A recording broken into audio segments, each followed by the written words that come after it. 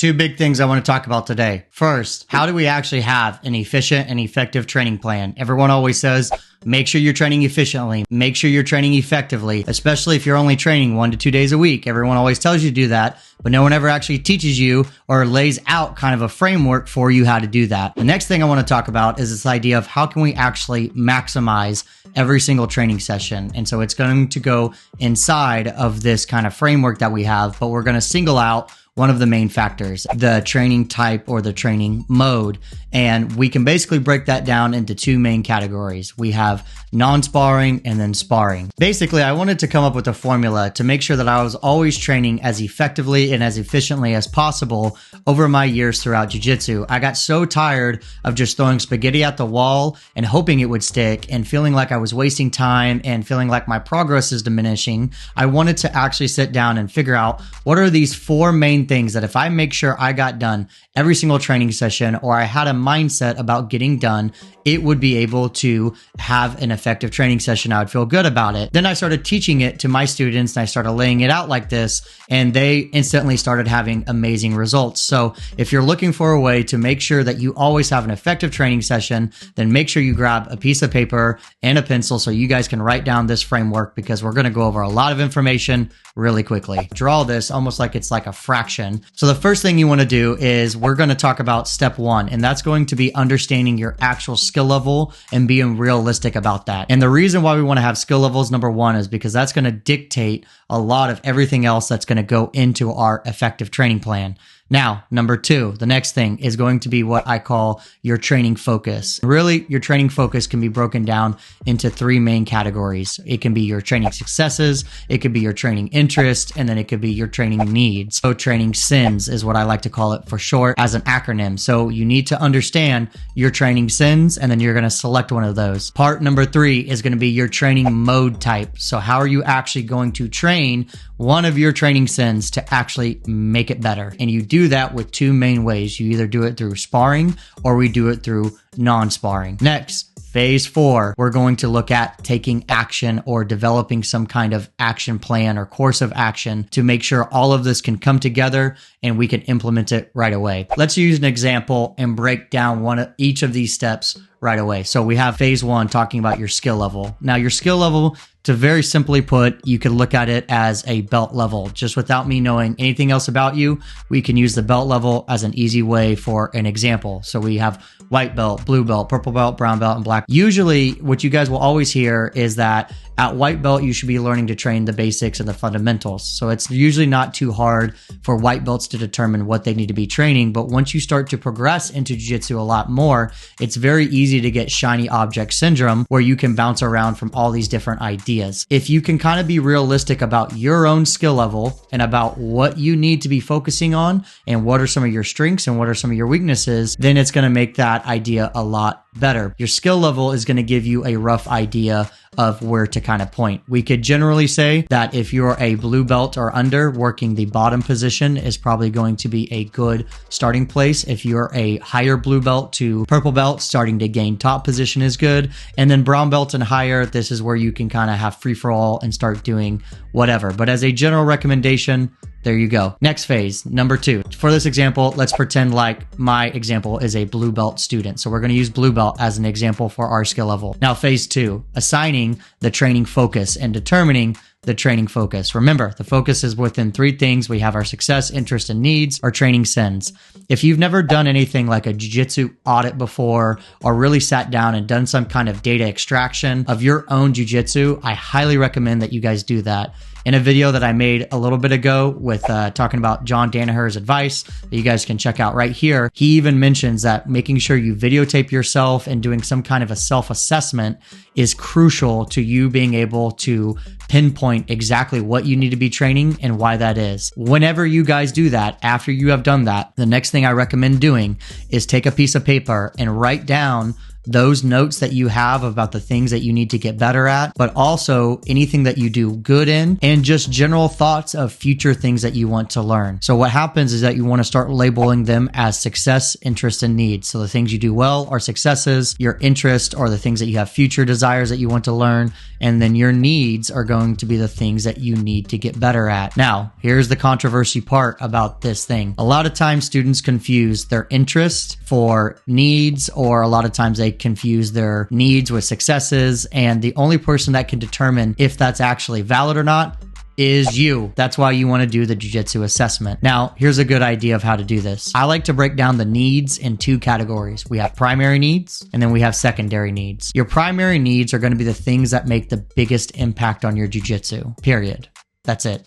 So if you are able to fix this problem, your jiu-jitsu would get better. Your secondary needs are things that need to get better, but it's not going to make a significant impact. Let me give you an example. So we have our blue belt student. Let's say he's relatively a new blue belt and he's learned all the basic positions and he knows basic back takes, he knows basic submissions, he knows basic escapes. He might think that if he does this example of this idea that we talked about, if he puts down that he needs to learn more about performing rear naked chokes and getting to people's back, that's definitely a need. He definitely needs to be doing that. But the reality is that you as a blue belt, with majority of the people in the training room, that if you're wanting to get better, that's going to be very tough to do. I would really recommend that you do something that is more in the bottom half focus, which would be like escaping the mount or escaping these positions or escaping whatever, right? So that is going to be a primary need, the things that are going to make game-changing impact on your jiu-jitsu. You don't have to just rely on this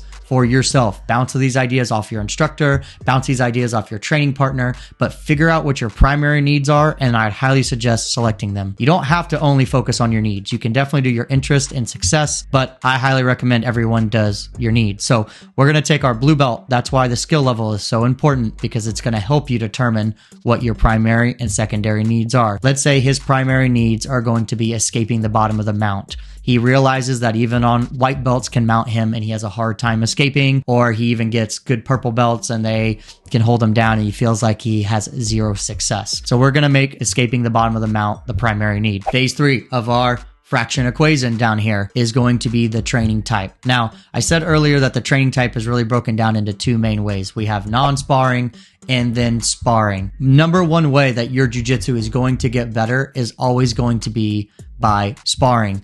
Non-sparring does have a lot of benefits too. The reason why I make this part of this maximizing is because not everyone has a chance to maybe train and spar as often as they would like. So you could substitute, instead of sparring, you could use the non-sparring things in this category as well too, if you know that you're not going to be able to go to jiu-jitsu that day and train and you still want to get effective and get better at jiu-jitsu. You can still use this same kind of training formula if you want. So in sparring, you need to understand that you've got three types of training partners. We have level 1, level 2, and level 3.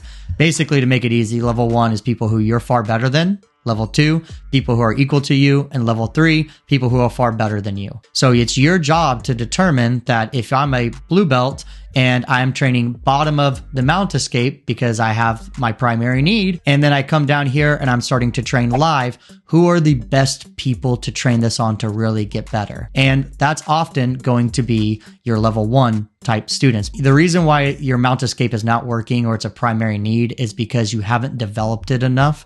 It hasn't turned into a skill yet. It's maybe just knowledge. I have a whole video talking about how the difference between drilling and sparring right here and what they're used for. So you guys can check that out after.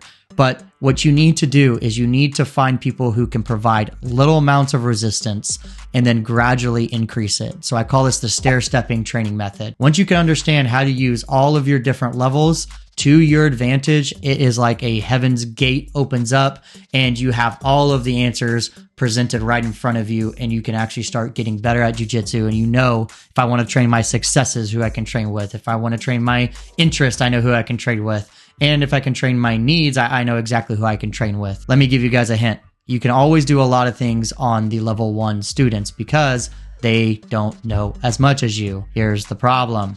If you're not a very skilled individual, there are less people that are going to be level 1. Majority of people in jiu-jitsu, whenever you first start, are level 2 or higher types of students. They're either as good as you or they're far better. As you start to grow in jiu-jitsu and you get better, you get access. It's like a video game and you get access more to level 1 students. So don't give up and stay with it. Use this framework and then you can keep applying it as you get better in jiu-jitsu. Now, the action plan, phase 4. How does my blue belt actually take it from escaping the bottom of the mount to knowing which level he's going to train with and then the actions he can take? It's his responsibility that if he's training the bottom of the mount, he needs to make sure he places himself in those positions. Honestly, I don't care how you do it, but you need to do it. You need to be disciplined and you need to make sure that you're placing yourself at least once or twice, almost every round, in that bottom of the mount position for this example. Now, if it was taking top position, you might want to say, my goal is to try to take a top position, or my focus is to do this. So now you actually have some actions you can take. You can even get as detailed with it by listing out the type of mount escape you want to do.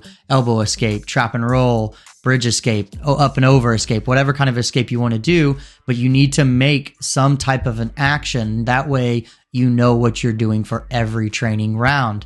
So I guarantee you guys, if you follow this 4-step formula and you're able to assign something for each of these categories and you have some kind of logical reason for it, I guarantee you will get better at jiu-jitsu. If you can adopt this idea and start implementing this in your training, you have no choice but to improve.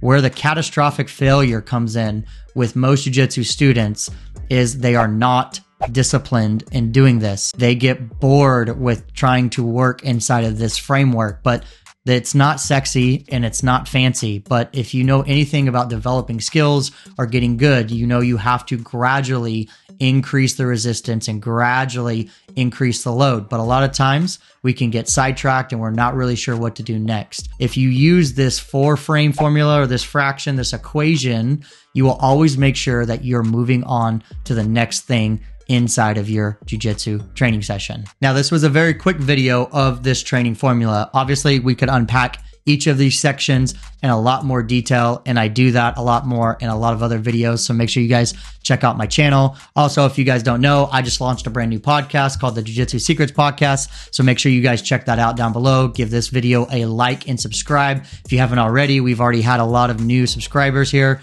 recently, so I'm gracious to you guys. I'm happy to keep helping for you guys because I truly want everyone to get better at jiu-jitsu and to start accelerating in their jiu-jitsu faster. If you're looking for more direct help and you actually want to start taking action and me helping you guide you through these steps, you can fill out an application to work with me down below. That way I can actually give you some kind of direction and we can work together. So until next time, you guys keep training hard and I'll see you later.